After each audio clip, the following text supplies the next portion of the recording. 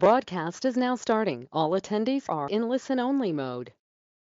So good morning, ladies and gentlemen, and welcome. Welcome to Friday, March 12th, 2021, and the California-Nevada Chat. My name is Len Dumas, Executive Director for the Northern California PGA. And in essence, today is the year anniversary of COVID-19 pandemic, and so much has happened. And at any age, we all have our remembrances of moments in history, that fateful day of great clarity, and certainly COVID-19 is among those is among those for all of us, as this one was worldwide. It wasn't statewide, it wasn't local wide, it wasn't neighborhood, it was the whole world. So we've made it through this together. You know, as proper, our thanks to each and everyone with us today for your role in respecting and enforcing the protocols that have allowed our game to grow and to thrive. And thanks to our colleagues and co-host today, Team SCPGA, Tom Addis, Executive Director and Chief Executive Officer, and Nikki Gatch, Assistant Executive Director, Chief Operating Officer, Jeff Johnson, the Chief Financial Officer, and our production team, Bryce Seaver, Tyler Miller, and Caitlin Doyle.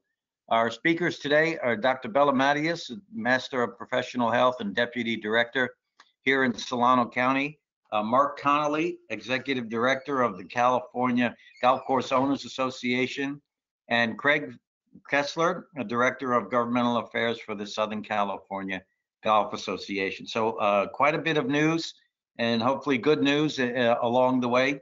And we'll start with some opening remarks. President Moriarty was not able to join us this morning. Hopefully she might be able to get here before we're finished this morning. So I'd like to turn it over to Nikki Gatch, Assistant Executive Director and Chief Operating Officer of the Southern California PGA. Nikki? Well, good morning, Len, and good morning, everyone. Thanks for joining us again. Stepping in for Mr. Addis as he was called away to an impromptu past president's call for the PGA of America. So interested to see what great news he has to share with us later. But Len, thanks for bringing up the fact this is our 1-year anniversary. Pretty crazy, but even though it's been so challenging and difficult in a lot of different ways, I think there's been a lot of silver linings over the last year. Certainly the growth and interest of our great game, and certainly being able to do some more collaboration with you, with the Northern California section, and certainly with the Southern California Golf Association. So that's just one silver lining of the last year. But thanks to everybody for joining us throughout the year. And we look forward to another great morning this morning. Thanks, Len. Okay, thank you, Nikki. Thanks so much. And, you know, this past Wednesday, March 10th, here in Northern California, Solano, Alameda, and Santa Cruz counties moved from the purple to the red tier. And at last count of our 58, we have 34 in purple, 20 in red, 3 in orange, and 1 in yellow. Also, good news from Washoe County, in Nevada, northwestern Nevada, which we are testing positive. They hit a milestone of a 14-day positivity rate of 5%, and the World Health Organization recommended that or lower at least for 14 days for governments prior to opening. So that's great news coming out of Washoe County, which includes Reno, Sparks, and Incline Village, which at the moment is outperforming Clark County, and Las Vegas is in Clark County, which is at 6.4%. So in the state of Nevada on February 15th, which just passed, gatherings limited to no more than 100 people or 35% of fire code capacity, whichever is less. And then coming up on Monday, which is March 15th, that will move to 250 people or 50%, again, whichever is less. So good news, as Nikki mentioned, and let's continue on. Our first guest, Dr. Bella Matias, the Health Officer and Deputy Director in Solano County. And Dr. Matias, thank you once again. And as we discussed before we came on the air, with the counties moving and the vaccines rolling out, and seems to be even more availability of vaccine, and as we get ready to lower some of the age groups that can receive the vaccine, is all the news as positive as it sounds? Dr. Matias? Thank you very much, Len. I think that in a nutshell, yes, the news is really, really good. Here in Solano, in the Bay Area as a whole, I would suggest that we're probably back at disease levels that are comparable to what we were experiencing last September, before we actually had the big surge in COVID disease. And you know, as you mentioned, we recently went back into the red tier, which means that we can reopen partial indoor dining. We can do a lot of other indoor activities to a greater extent. In addition, fitness can go back indoors. Also, importantly, our schools are now permitted to reopen from K through 12, and youth sports can expand to both low and moderate contact sports being held outdoors. So all of that is good news, and I think that, you know, it clearly is an indication that things are improving for the moment. Now, we've been here before. As I say, we were here last September, and what I'm hoping makes this different from the last time is that we are also significantly increasing the number of vaccinated people as we are moving through these last few months. And we have targeted initially those people at highest risk of having a bad outcome, which means that even if we do get a surge, I would anticipate that there will be nowhere near the same level of hospitalizations or deaths, because the most vulnerable are to a much greater extent already vaccinated than the rest of the community. But here in Solano and in the Bay Area as a whole, we are rapidly moving through tiers to open up more and more groups to be eligible. In Solano, for example, all of phase 1A is open. All of phase 1B, tier 1 and 2 are open. So in addition to schools and childcare, food and agriculture, you know, we've also opened it up to all critical manufacturing infrastructure. We're working now with the jail population and the homeless. We are, in addition, at the present time, vaccinating everyone in the county who is 65 and over, and everybody aged 50 to 65 with an underlying health condition. Our expectation is that come next week, we will actually have it be everybody 50 and over, and then anyone with an underlying health condition aged 16 to 49. So if you think about it, that's basically one step away from everyone being eligible for vaccination. So we really are that close to being able to make vaccine available for everyone who wants it. Here in Solano County, we have vaccinated 90,000 people. What does that mean? Well, you know, our population is 450,000, so against that, it's about a fifth. But realistically, the vaccine's not even appropriate for children. So only 350,000 residents of our county are even able to potentially get vaccinated. And of the 350,000, therefore, 90,000 would represent about a quarter of our population already vaccinated. But the other truth is that most people, you know, not everybody wants vaccine. We're hoping that it's a lot of people, but, you know, the surveys and the experience that we're having indicate that it's only about half of the people who want the vaccine.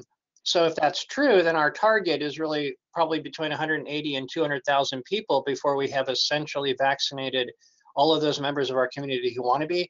And with that in mind, we're already halfway there. So we really are making significant progress. Our problem is the same problem we've had all along. Well, two problems. One is insufficient vaccine. I mean, we could be vaccinating 3 or 4 times as many people if we had the vaccine. And, you know, 1 week to the next, we get supply cuts, or we get what we expect. But, you know, it's not been the case that we have access to adequate vaccine. And then the other problem is just government interference. I mean, the state seems to be working overtime to get in our way and keep inhibiting all those things that are going well. But, you know, welcome to reality, right? So we're persevering, and we, like our neighbors, I think, are doing a really good job of reaching those populations who want to be vaccinated relatively quickly. President yesterday announced a desire to have all adults able to get vaccine by May 1. I think we will greatly exceed that timeline. I think we can almost get to that before the end of March. So we're genuinely, I think, in a far, far better place than we have been since the onset of this pandemic a year ago, because we do have vaccine. We have now 3 different varieties of it, and we are all working aggressively to make sure everyone can get vaccinated who wants it. So good news there, good news also on the disease rates. So Dr. Mannix, it seems though some of the discussion on the variants has diminished. Is that accurate? Well, the discussion has diminished mostly because as we are getting increasingly successful in reducing disease and in having people vaccinated, the impact of the variants becomes much less important. So yes, they're still out there, and there continue to be new variants identified regularly. This is very normal for a virus. This is why we have to have annual flu shots, for example, is because flu keeps changing, and one year to the next, the strains that are out there are quite different. The same thing is going to happen with COVID. We're probably looking at needing annual vaccination for COVID as well as for flu in order to protect ourselves from those respiratory diseases. So this is really not even remotely unusual for a virus. This is how viruses act. And I think as long as people are honest about expectations, we will be able to meet those expectations. And Dr. Mays, the time frame that you laid out was very encouraging, particularly your comment on, as President Biden mentioned, everyone by May, and you feel that it might even happen by the end of March. So for us as the citizens, if you will, the populace, any change in what we need to do, or just keep doing what we're doing, paying attention, wearing our masks, and I think you have to keep doing what you've been doing. You know, I don't know what the world will look like in 6 months, in the sense that I believe that in a couple of months, we will have achieved a place, or we will have reached a place where everyone who wants to be vaccinated has been, and those who don't are saying essentially that they're willing to take the risk of the disease. At that point, I think as a society, we have to reevaluate the degree to which we maintain these social isolation measures that are social distancing measures that are in place. Do we keep masking? Do we only mask in certain settings? Do we still need to have barriers between people in a restaurant? Those sorts of things. You know, I think those questions remain open. The decision makers have not given us any indication of the direction to go. Logic would argue that once you've achieved adequate vaccination, you should be able to go back to pre-pandemic ways of interacting. But I want to remind folks that for as long as I can remember, public health every winter has advised people to socially distance to protect against the flu and all those other diseases that spread. And now COVID will be among them. So if nothing else, I hope what we take away from this is that social distancing is doable and makes a lot of sense during those winter months when these respiratory diseases are spreading most effectively. And what we saw this year was the almost absence of influenza and pertussis and norovirus and all those other diseases that we typically report on during the winter. And the absence, I believe, is directly related to the extensive use of social distancing measures in our communities. So not only has it protected us against COVID, it has protected us against all of those other diseases. And so I think there's a very powerful lesson there that I hope people will take to heart, which is that doing these things makes sense every cold and flu season. So, Dr. Mattis, in terms of the side effects that have been reported, and sometimes in the media, in the news, we get more negative than we do get positive. Was there anything that was really not anticipated? Any side effects that were not anticipated? No, there have been no unanticipated side effects. By far and away, the most common is soreness at the site of injection. Second doses typically cause more side effects than first doses. That's normal. Because it's the second time your body is exposed to this particular product. And what we have seen is less than half, but a pretty sizable number of people experiencing something, you know, beyond pain and soreness, either a mild fever or just feeling very fatigued or feeling out of sorts. And that has lasted typically no more than 1 to 2 days. So those side effects were predicted, and those are pretty much all we've seen. We've given 130,000 doses in our county. So 90,000 people, but 40,000 of them have had 2 doses. And with the 130,000 doses we've given, we've only had 1 or 2 allergic reactions, neither of which was life-threatening. And so that rate is very much what they said we should expect. Doctor, in layman's terms, I guess, the difference between, you know, the Johnson & Johnson one-shot vaccine and the others, Pfizer and AstraZeneca, the 2 shots, are they tremendously different? Is the science tremendously different in those? Well, they both have the effect of producing antibodies in your body, right? The difference is that the Pfizer and the Moderna provide you with protein, messenger RNA, which then creates in your own body the spike protein of the virus. So it can't harm you because the spike protein can't harm you. But the spike protein is what our body recognizes because that's what's on the outside of the virus. And then your body produces antibodies against that spike protein. So you really need both doses because the boosting dose is what really prompts the strong antibody reaction. And that's kind of why you see a stronger reaction in terms of side effects with the second dose than the first dose. The Johnson & Johnson vaccine is designed much more similarly to other types of vaccines, where in the vaccine is actually the components of the virus that your body should react to. And so it's a much more standard approach to virus manufacturing. It's a one-dose virus or a one-dose vaccine because it doesn't really require boosting for the body to produce antibodies, although boosting would certainly help increase the antibodies even with Johnson & Johnson. The difference is that the two-dose Pfizer and Moderna probably give about 95% protection, and the one-dose Johnson & Johnson is more like 80 to 85% protection. So the level of protection is better with a two-dose against infection. However, if it's not infection that you're worried about, if what you want to do is just not get really sick when you are infected, all three of them are excellent because they all provide over 95% protection against severe disease and therefore against hospitalization and death. Okay, and Dr. Mattis, again, also really appreciated your comment about the the state doing everything they can to get in the way. What would be the best to happen? Just leave it to private industry, or what would be the best thing they can do to get out of the way? Well, honestly, in our counties in California, I can't speak to Nevada, but I suspect it's similar there too. Our local health departments know how to vaccinate people. I mean, it's what we do. It's bread and butter for public health. They should leave it to us to do the vaccination. Provide us with the product and let us do it in the way that's best. And you find different approaches work in different counties. In the more rural counties, there's a lot more in the way of small scale clinics and go to your doctor and let me come to your home. In a bigger city or bigger county like LA or Orange, you rely a lot more on the mass vaccination campaign, mass vaccination sites. And so the state's imposition of one size fits all approaches is highly problematic because it basically disrupts what we know how to do best. So the best advice would be leave us to do our jobs, give us the vaccine and let us do our jobs, and we will get there much faster than with the type of interference that we've been receiving. Okay, thank you, Dr. Mattis. And again, we really appreciate everything that you've done for us. You've been so supportive of us, and yet some good news, right? With cities such as San Francisco talking about Mayor Breed talking about moving to the orange tier in perhaps about 2 weeks, but also some rumblings that Los Angeles County might move as well. And I would have to say those are pretty significant signs that things are getting better.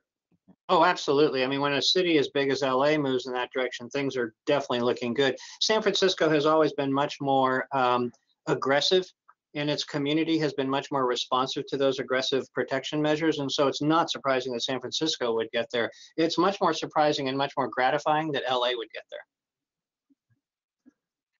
Okay, wonderful. Well, Dr. Mattis, thank you again for being with us. And I don't see any questions. So we appreciate your support as an industry and everything that you've done in the conversations that we've had locally and throughout the state, and keeping us posted and being so generous with your time and your knowledge. Thank you. I'm very happy to help. Take care of yourselves. Okay, next up, Mark Connolly. Mark is the Executive Director for the California Golf Owners Association and also a part of the California Alliance for Golf. And Mark, welcome. And I know you'd like to talk about the ambassador program, so we look forward to hearing from you, and thanks for being with us this morning. Well, good morning, Lynn, and thank you for that introduction, and good morning, everybody. As Lynn said, I am the Executive Director of the California Golf Course Owners Association. I own an association management company based in Sacramento, and we also manage the Nevada Golf Course Owners Association and the Arizona chapter of the National Golf Course Owners Association, as well as 3 superintendent chapters in California. So what I'm about to talk about is relevant to California, and then there's also some relevance to Nevada as well, because we will be expanding this program to Nevada and Arizona in short order. So if I can, Bryce, if we can go to the next slide, please. I'd like to start with a little bit of a history lesson on how we came about the Golf is Good Ambassador program. About 3.5 years ago, it was late 2017, we held what we called a Western States dinner. And it was in Las Vegas. It was at an NGCOA conference in Las Vegas. The Owners Association representatives from California, Arizona, and Nevada all convened at this dinner, and we talked about a variety of topics: labor law, water, third-party tea times, and it was just an informal roundtable discussion over dinner about various topics. And at some point in that evening, somebody really had the very kind of simple, I think it was kind of an offhanded comment, that we really should have a one-page piece that kind of points out the benefits of golf. And a light went off in my head. I thought it's just such a simple idea. We should develop something like that and then get it out, start getting it out to the elected officials, get it out to the membership, get it out to the public. And so it took us a few months to design that piece. But what you see on your screen here is the result of that offhanded suggestion there in Las Vegas. And it's just a one-page public relations piece that has 5 bullet points about what golf does for communities in California. And it mentions that there's $13 billion of economic impact and 128,000 jobs in the industry, over $4 billion in wages, $364 million in charitable fundraising per year, and less than 1% of the potable water supply is used in California by golf.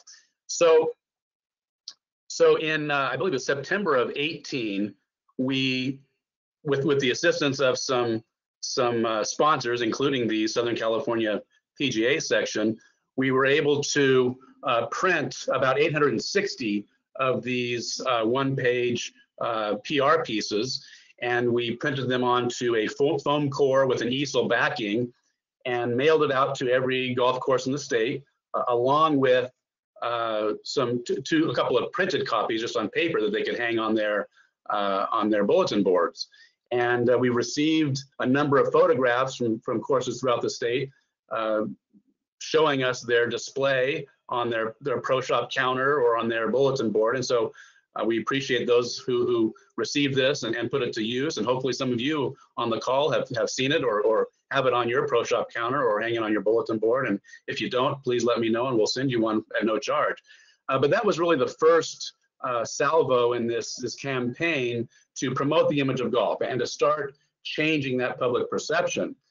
And subsequent to that, subsequent to sending it to the 860 roughly courses in California, we printed 120 color copies and sent it to each legislative office in California. And then a few months after that, we sent it to the roughly 200 municipal golf course owners in the state. The campaign to legislative offices produced some fruit. We had one legislator in Northern California in the San Jose area who responded and said, hey, I'd love to do a course visit. And that course visit took place at Cinnabar Hills Golf Club in San Jose. We had a few legislators comment to the lobbyist for the California Alliance for Golf that they had received the flyer and that they acknowledged it. So we did gain some traction, and like I said, we've seen it on pro shop counters, et cetera. So there is some traction there. Subsequent to that, we developed a couple of other offshoots of the Golf is Good concept.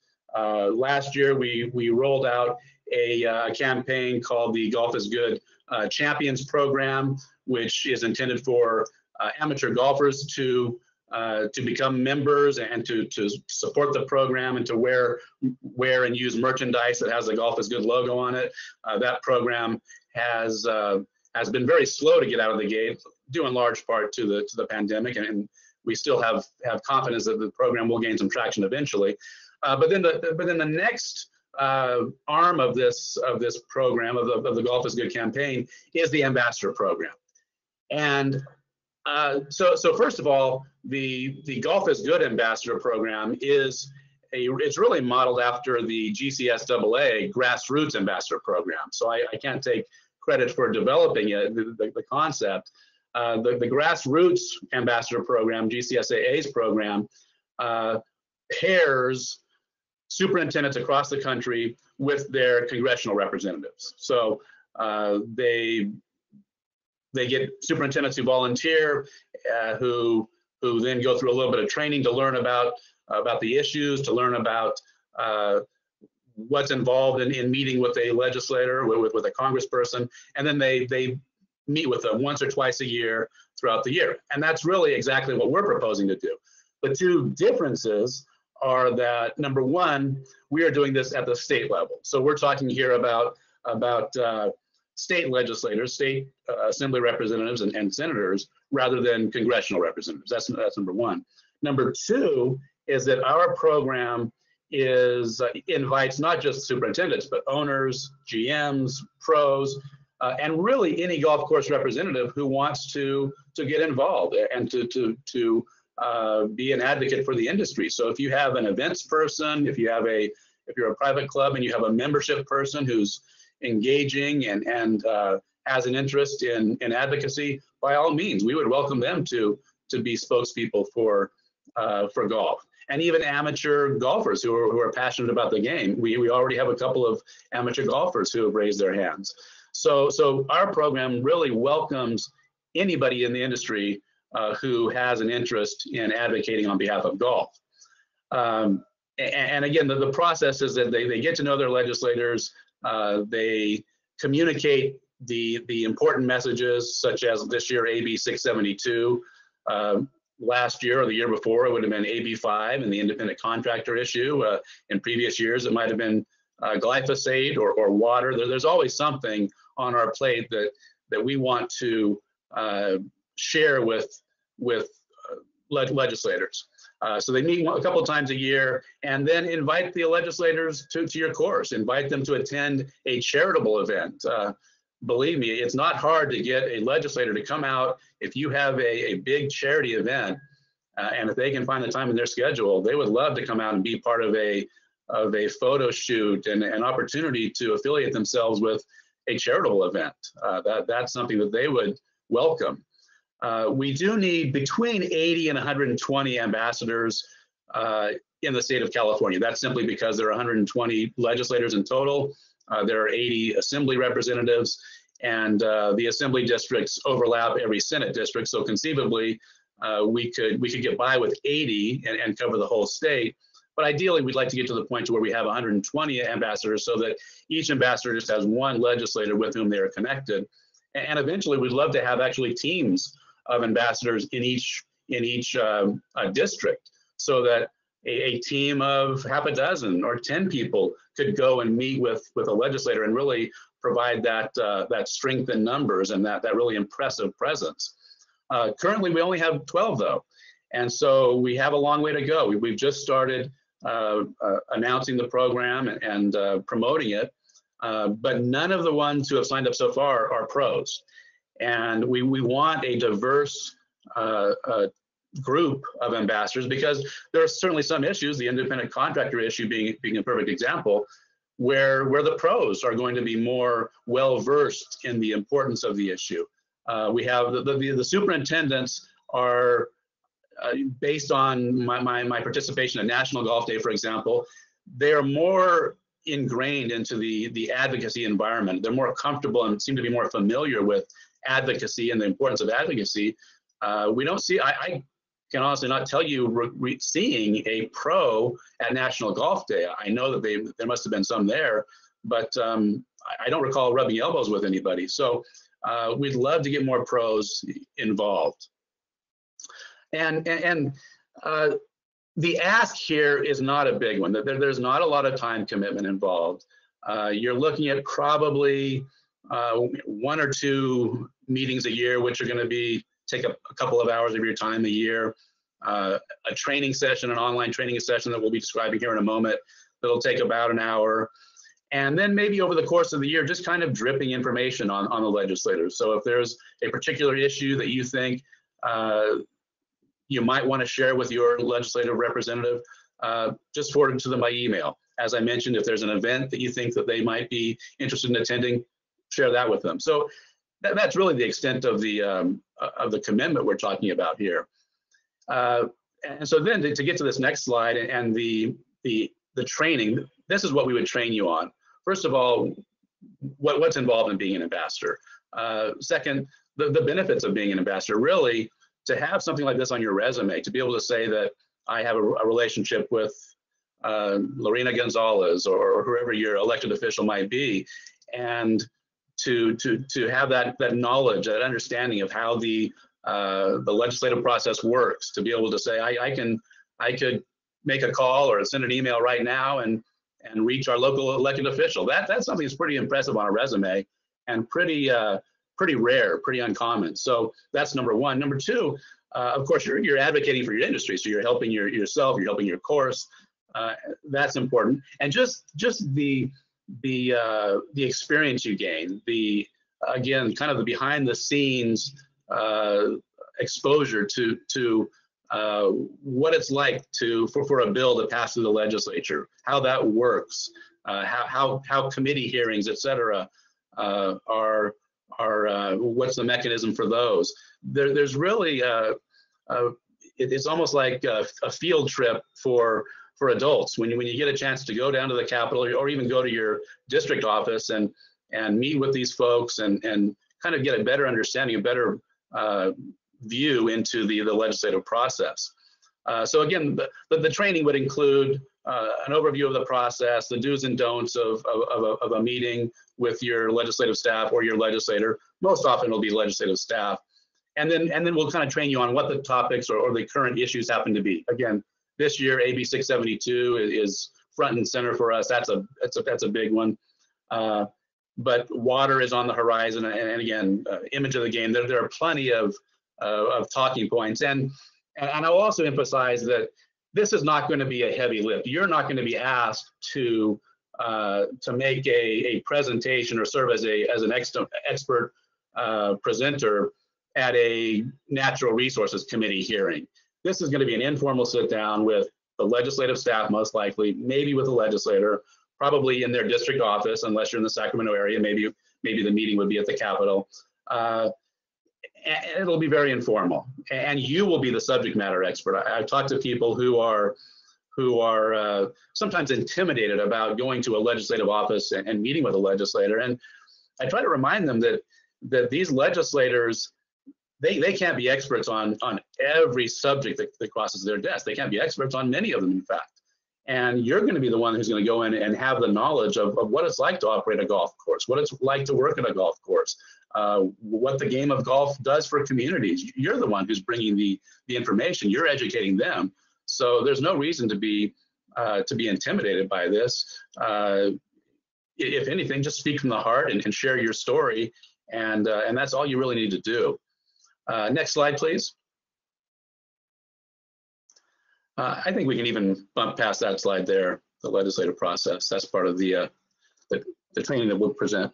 So again, what you're trying to do here is build a relationship with the legislators. And legislators are in office from anywhere from 2 years up to they're termed out. So this could be a relationship that just lasts 2 years, and then you have to form a new relationship with the next assembly person or senator who comes in, or it can be a relationship that lasts many years. And particularly in the case of staff, even when the legislator changes over, a lot of times the staff will stick around. So this is about building a relationship so that when there is an issue that has an impact on golf, they may think of you and they may reach out to you and say, hey, what's golf's take on this? How will this affect your operations? How will this affect your business? And so that's what we're trying to do here, is build that relationship, build that rapport. And the final thing I'll say is that when you first go out to have a meeting with a legislator, even after you've had the training, I know that I would be happy to accompany you and kind of help you through that initial meeting, whether it's in Northern California where I'm based or even in Southern California if I happen to be in the area. I know Jeff Jensen from GCSAA has volunteered to accompany ambassadors. Craig Kessler's on the line. I believe Craig, I would probably be happy to accompany you as well. So you're going to get plenty of support, and we won't just send you out there to the wolves to fend for yourselves. Next slide, please. So here are my contact details. As I mentioned, this program is launching now in California. I expect that probably we'll start laying the groundwork in Arizona and Nevada, probably late this year, maybe early next year at the latest. Also, the program does qualify for MSRs, so you can get some continuing education credit. And we are looking for pros, so please reach out to me at the phone number or the email address there, and we'll get you on board and involved with this program. With that, I'd welcome any questions. Mark, thank you. And we shall do that. We had the application that you forwarded to us, and now that everybody's had a chance to meet you, that we'll be sure to send it out to our section and start to spread the word. And this is, we think about, as you mentioned, what's happening when we talked about taxation and water, AB 5, now 2257, and now it's 672. We're expanding the Army, right? We need more soldiers, and this is a great opportunity to do that and to get on the inside and help us all maintain the wave that we're riding. Mark, a little bit about the video chat coming up a week from Monday on the 22nd, please. Yes, thanks, Len. On Monday, March 22nd, CGCOA, in collaboration with the Nevada Golf Course Owners and the Golf Course Owners of Arizona, will be presenting a video chat. And we have very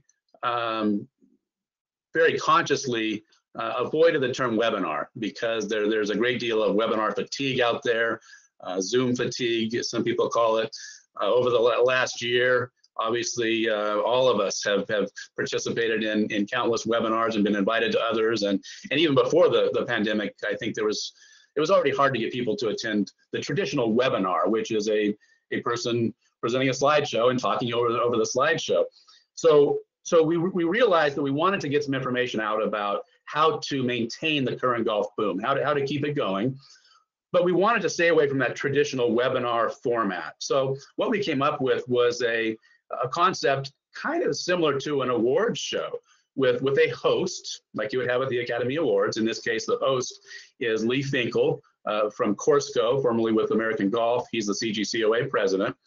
And he will introduce a series of presenters. Now, these presenters will be pre-recorded, very brief video clips. So 2 to 3 minute video clips of golf course owners, operators, a few vendors who are kind of experts in their field, just presenting a quick tip. So it might be a tip such as the importance of securing email addresses and how to go about training your staff to get an email address for every golfer.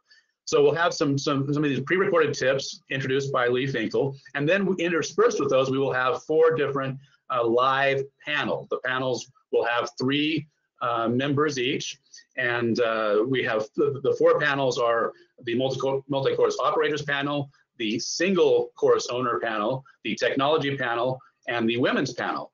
And Nikki Gatch, in fact, has graciously agreed to serve on the women's panel. So again, it's going to be a mixture of live and pre-recorded tips. It's going to be very fast-paced, changing from one presenter to another. The whole event will last about 2 hours. So we welcome you to attend. If your golf course is a member of CGCOA, it's free. If you're not a member, you can attend for, I think it's $49, or you can join CGCOA and get attendance for free. So we welcome you to participate. And if there's anybody who wants to record one of those pre-recorded expert tips, we're still looking for just a few. And so please let me know, and we'd love to have you send us a video and then include it as one of the 16 tips. So again, hopefully you can join us and participate. And if you're willing to submit a tip, we would welcome that. Okay, Mark, thank you. And the starting time again, March 22. It's Monday, a week from Monday, and the time again, please. That's 10 o'clock, Len. Thanks for reminding me to add that. Okay. Mark, thank you so much. So your contact information is on the screen.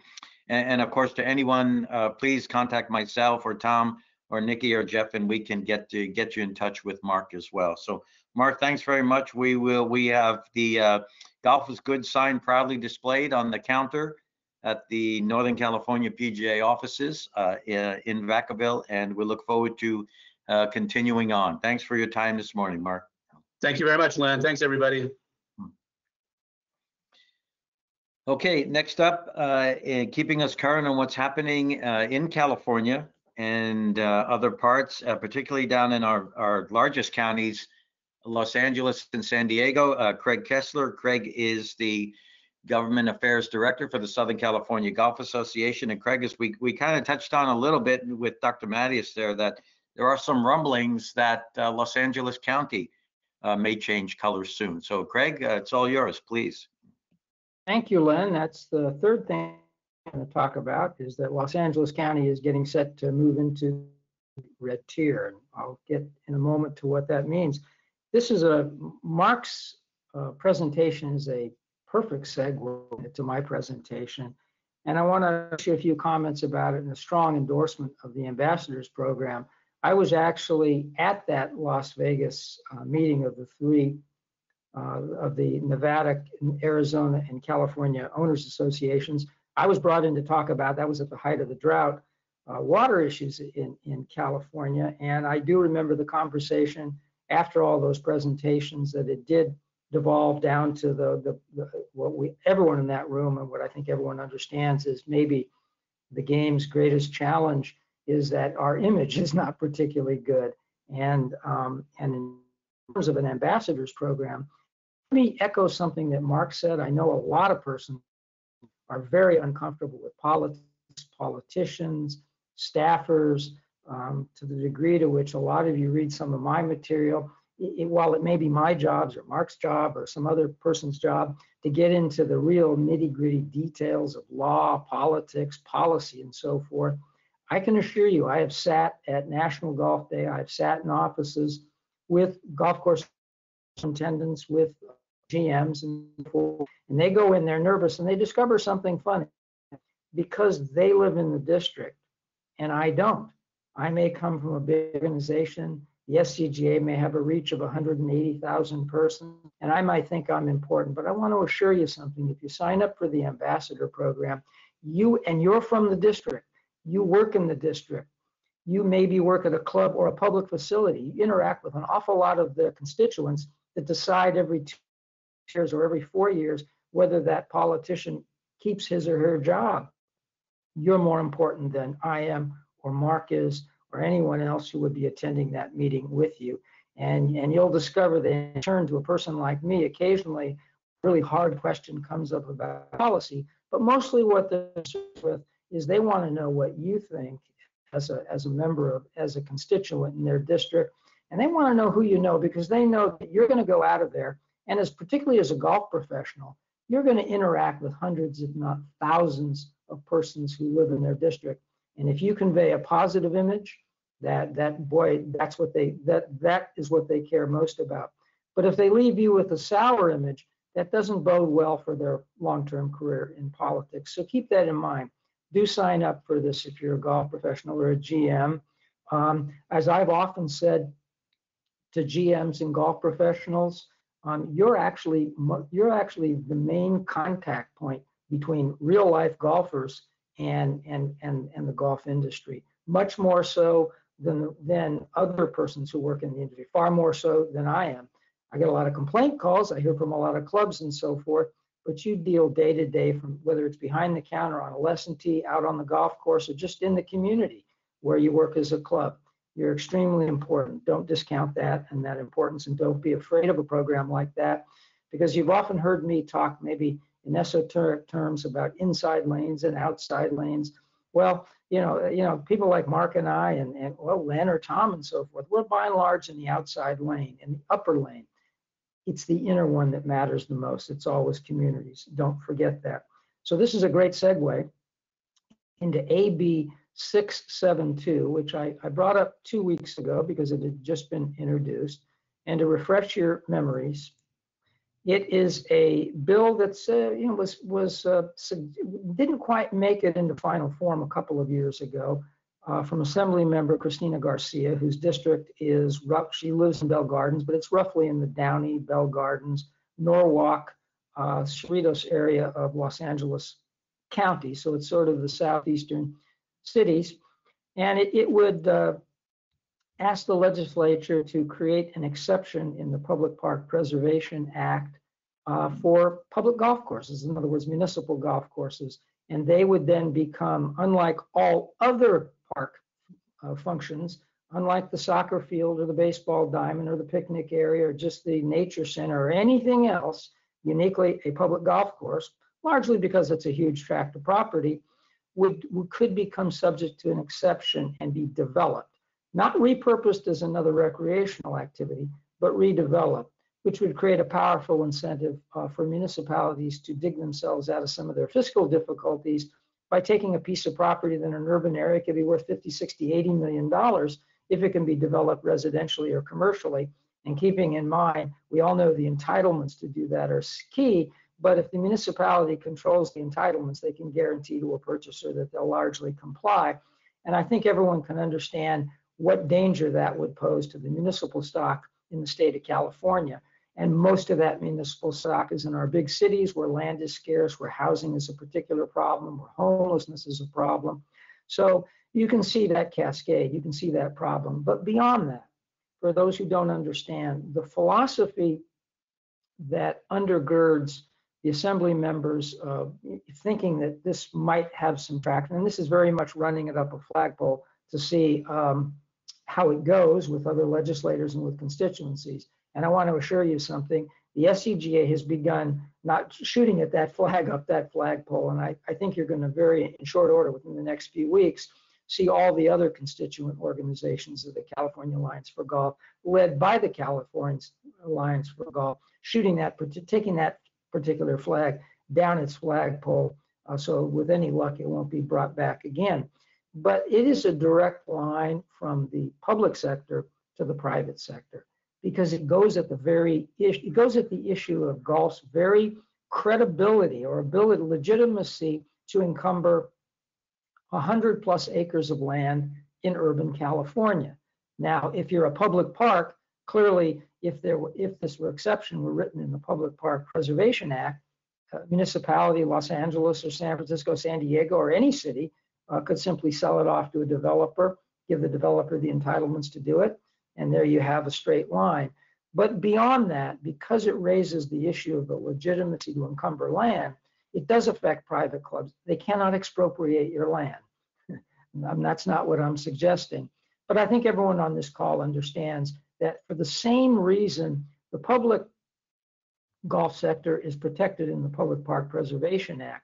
The private sector, the ability to have these large green spaces of private clubs in urban California, is really dependent on not being taxed to the highest and best use, but embedded in the California Constitution, they're taxed as open space, basically. And absent that, we would end up with highest and best use, and highest and best use in an urban environment is skyscrapers and condos and housing and all kinds of things which amount to development. So there's a definite line, there's a definite sense that this 672, you may look at it as sort of the private sector has, the public sector is sort of the canary that's a little farther into that mine, but we're all in that mine together. And so I want to emphasize that all hands are on board and we are going to do everything. This is really a call to arms, I think, for the entire golf industry. Now, we did get some help on this, and it's probably not apparent to most of you, that there's also a direct line between yesterday's presidential signature on that 1.9 trillion, well, that's a lot of money, COVID relief bill, because in there is $350 billion for the nation's states and local governments. California did very well in that particular bill. So for example, Los Angeles is set to get 1.3 billion out of that. Given that they have an almost $1 billion deficit this year, that's a lifeline. Los Angeles County just under 2 billion, San Francisco roughly a half a billion, San Diego less. It goes on and on and on and on. So suddenly municipalities, which were in the process of having this powerful incentive to do two things, to drain their municipal golf courses of every dollar they can get their hands on, which is not good long-term for the game, but also to whatever extent they may see AB 672 as somehow a lifeline to make themselves fiscally flush, suddenly that is dissipated by this tranche of cash.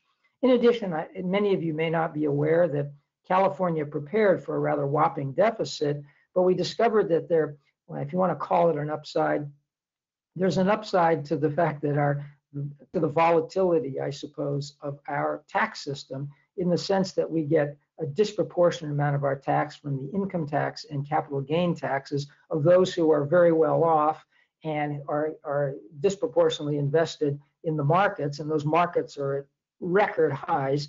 And of course, that's also the class of persons who may earn the incomes. Those are the persons who can by and large earn their incomes by staying home. So now that poses some long-term problems for the social compact in California, because it just exacerbates, we already had a haves and have-not problem, and this exacerbated it. But in terms of short terms, in terms of the tax coffers at the state, suddenly the state is doing much better than it thought it would do and what it planned for. In addition, got about 26 billion from the federal government. So a lot of that pressure may go off and we may be assisted. However, I want to emphasize that because just the thinking behind this bill, and there are a lot of persons, and most of you in the golf industry don't spend a lot of time with that portion of the body politic that thinks these kinds of things, chopping golf courses into housing or just simply open space, is a good idea.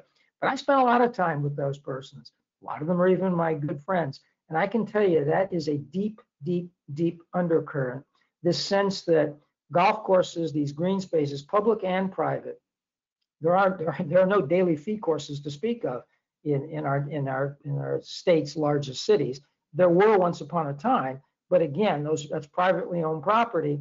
People can do what they will with it, and if they can sell out for a lot of money, a lot more money than you can make with a golf course, they will, and they have, and then by and large, that's done with. So we're in a situation now. Well, for example, in my hometown of Los Angeles, it's virtually all the golf courses that exist right now are either elite private, very expensive, pricey private clubs, or municipal golf courses. If you go back into the history of golf in this city, you'll discover that there was a plethora of daily fee golf courses. And you can go on a map if you look at the history, and you will see malls, you will see skyscrapers, business complexes, you will see huge residential tracts. And again, that's just the working of markets, and that's inevitable. So these two things, which are intimately related and go to the thinking behind AB 672, that public stock and that private stock, they're connected at the hip in this. And we're going to work together as one in the golf industry to defeat that. On to something that Len teased at the beginning. And again, yes, Los Angeles County is getting ready to move to the red tier. And that's going to mean a lot of things that have been closed for a long time, including some portion of indoor dining, some portion of even indoor gyms, theaters, and those kinds of things are in the offing. Right now, it's a question as to whether Los Angeles County will go to the state standards or be a little bit stricter. There are at least two of the 5 members of the Board of Supervisors, at least, are advocating for the looser state. Whether the 3 remains to be seen, whether a 3rd will join them in doing that, and that's what's at stake right now. I can tell you, and just a personal, I've said this before, I wish I was dealing more with Solano County, because Dr. Mattias is really a breath of fresh air. And if you were in my shoes and had spent much of your last 10 days working with Los Angeles County Public Health, you would know what I mean. Whether Los Angeles County may just be too big to be governable at this particular sense, but I do think as LA County moves into the red tier, we're on the cusp of updating that woefully out-of-date golf appendix, which they just haven't had the bandwidth or the time to deal with, as they've been besieged by pressure from schools, from theaters, from Universal City, all kinds of things which are enormous political players. And they know that the golf courses are by and large open, and quite honestly don't much care whether you can practice your putting or chipping. They don't much care whether the women's golf club can play in their Tuesday game, which is not only safe, but safer than play right now. And perhaps, and it would apparently, no one seemed to care, except maybe the Southern California Golf Association, which rattled a lot of cages in the last 2 weeks, to point out that while football is beginning tonight throughout this county, not everywhere, not universally yet, football games, contact football games and practices have begun. Because of that outdated golf appendix, the high school's golf teams cannot yet schedule events. I'm told that that's imminent. That's what I was told last week. That's what I was told in conversations with Public Health on Tuesday directly. I hope imminent means today, because it would really be sad if we're playing football before we're doing golf matches, which is infinitely safer. Again, I think when all of this comes down or fleshes out, the performance county to county to county has been radically different. So the big one a little bit south of here, San Diego County, has been on top of things with golf and a pleasure to deal with. And I'll simply say this public, Los Angeles County, has been less than a pleasure, and I'll leave it like that. I do think it's telling, and one of the reasons I'm optimistic about it is that Long Beach, city of Long Beach, which along with Berkeley and Pasadena are the 3 cities in the state that don't contract with counties for public health services and thus are free to go with their own orders. And Long Beach, unlike Pasadena, has decided, for political reasons, decided to be in sync almost for a year with Los Angeles County, but they broke because on Wednesday they updated their golf appendix to, in essence, do all the things I just suggested and did a good job with it. So maybe their fact that they're breaking, I think, is an indicator that Los Angeles County will be next. Every indication is that we get that. So hold on tight. I know that many of you, it is the biggest county in the state, and it's certainly by a wide margin the biggest in Southern California. I think that relief is on the way. And I think, as Dr. Matty has said, in so many different respects, we're probably only a few months away from relief coming out full time. By and large, in the larger course of things, golf did it very well. I've said this before and I'll say it again. The fact that we were the first thing back was great for a period of time, but because of that, and because of that understanding that not only were we the first thing back, but that everyone seems to know now that our play is up 30%. So the sense among public policymakers is, well, wait, we took care of golf. We've done that. We've been there. They're doing well. And so there's not a lot of bandwidth for some of the technical updates that we have pressed. Some counties, yes. Some counties, no. So I'm going to, again, if a counsel patience, I know it's hard, and I've said it many times in the past, patience is a virtue to a point. And for a handful of persons I know who are on this call, you know that I have I've given up that patience in recent weeks, and kind of question almost myself as to whether I shouldn't have done it a few weeks earlier. But 2020 hindsight is always wonderful.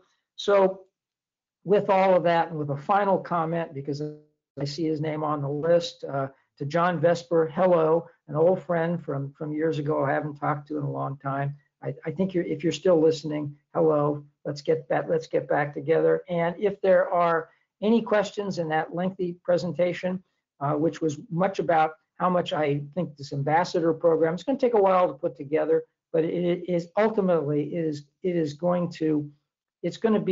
a necessary component of what I would call a fully functional advocacy effort in the state of California. We're nowhere near fully functional in that, nowhere close at all. This is a key piece, and it's a way of bringing a key piece that I think is the way we're going to have to do things. It would be nice if our industry understood the need to create a huge collective pot that would allow us to do what similarly situated industries of $13 billion do, and that's create a massive structure that would be centrally organized and take care of all these things.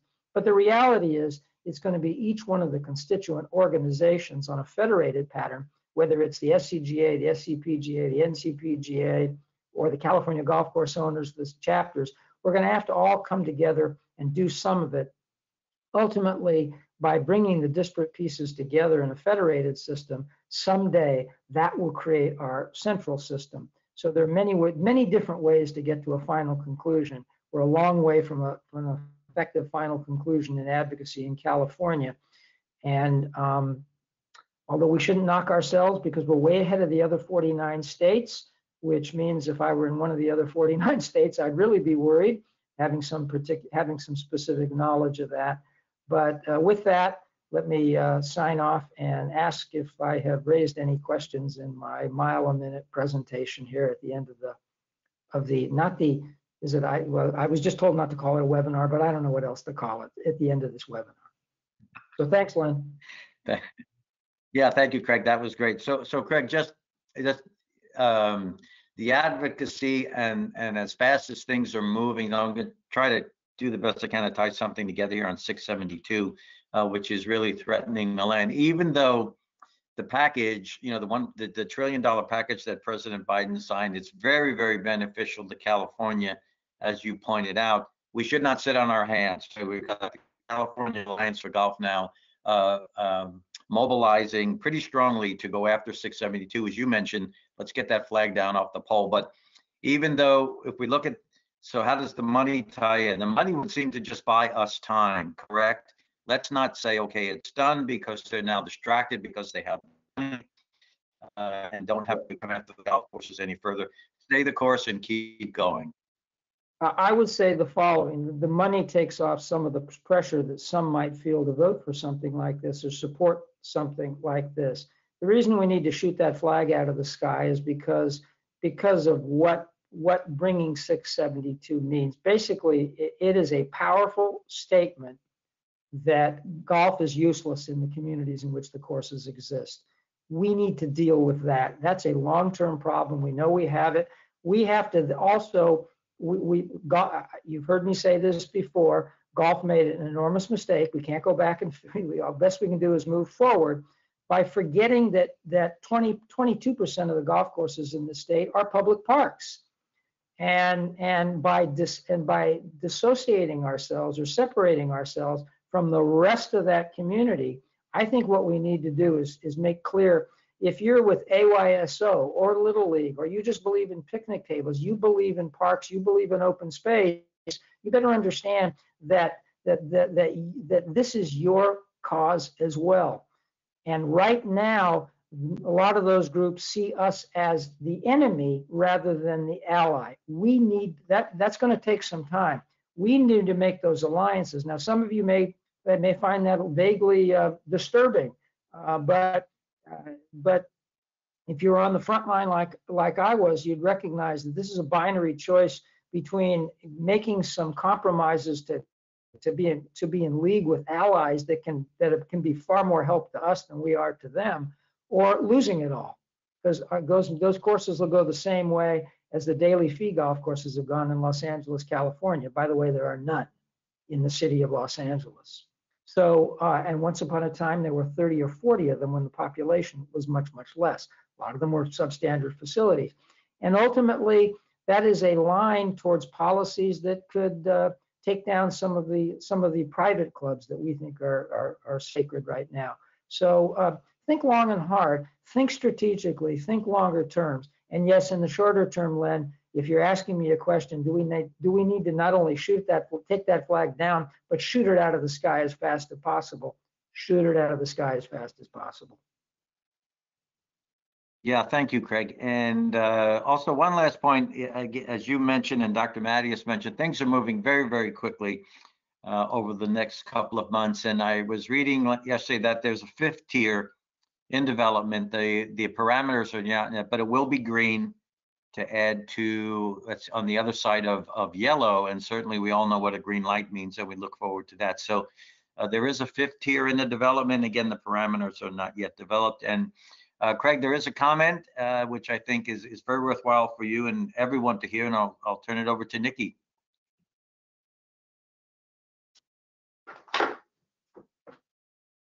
Thank you, Lynn. And thanks, Craig and Mark and Dr. Mattias. Some great information today, some positive, encouraging information. And, you know, as we kind of celebrate this 1-year anniversary and get past the hump, again, a lot of positives to come out of the year, certainly to go along with all the negatives and the challenges. But again, as I said before, I think everything is looking brighter, and we're certainly looking forward to, you know, getting back out, more events, more youth activities, certainly, and things look really encouraging. So thank you, everyone. Thanks to all of our speakers today. Thanks to all the professionals who joined us, as always. and we look forward to seeing you in 2 weeks. Thanks, Lynn.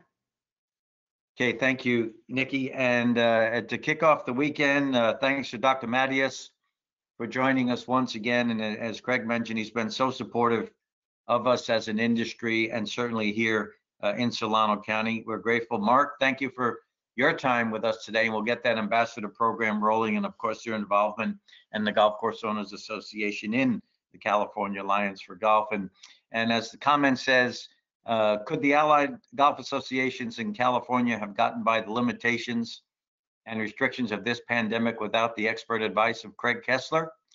Monstrous kudos to Craig and Kevin Fitzgerald for helping guide us through all of this gigantic problem. So wanted to read that so everybody knows that that's out there, and couldn't be more true. Craig and Kevin, for all that you've done for us, keeping us on the path and telling us when to step on the gas and tell us when to ease off and step on the brake. So Tom, Nikki, Bryce, Tyler, Caitlin, thanks again for all the support over the year.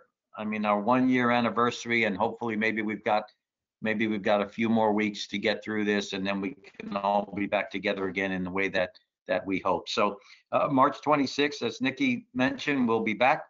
And everyone, please continue to be safe, be healthy, get your shots if you can. And we're headed to the finish line, and we'll stay together to get there. Thank you so much, and enjoy the weekend.